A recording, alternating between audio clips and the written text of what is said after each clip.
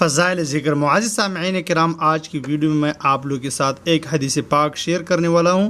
حضور اکرم صلی اللہ علیہ وسلم کا تمام اہل مسلمہ سے درخواست ہے کہ اس کو توجہ سے سنیں، اور اس سے سننے اور اس پر عمل کرنے میں ہماری کافی زیادہ کامیابی ہے۔ بسم اللہ الرحمن الرحیم۔ حضور اقدس صلی اللہ علیہ وسلم کا ارشاد ہے کہ ہر عمل کے لیے اللہ کے یہاں پہنچنے کے لیے درمیان میں حجاب ہوتا ہے، پردہ ہوتا ہے، مگر لا الہ الا اللہ اور باپ کی دعا بیٹے کے لیے، دونوں کے لیے کوئی حجاب نہیں۔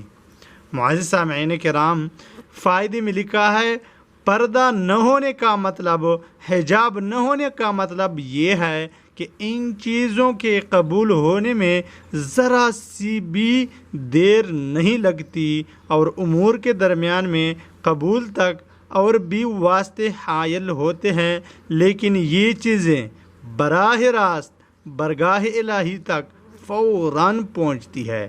ایک کافر بادشاہ کا قصہ لکھا ہے کہ نہایت متشدد متعصب تھا، اتفاق سے مسلمانوں کی ایک لڑائی میں گرفتار ہو گیا۔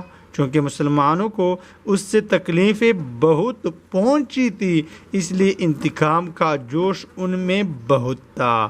اس کو ایک دیگ میں ڈال کر آگ پر رکھ دیا۔ اس نے اول اپنے بتوں کو پکارنا شروع کیا اور مدد چاہی۔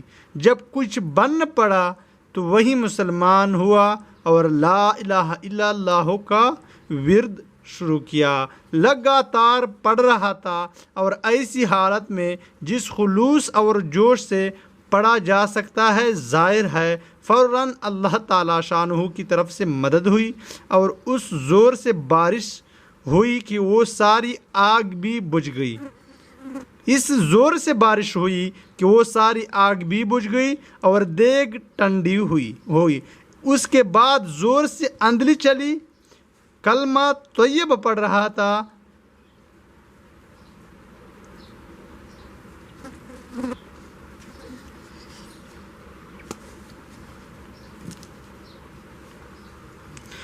اس کے بعد زور سے اندھی چلی،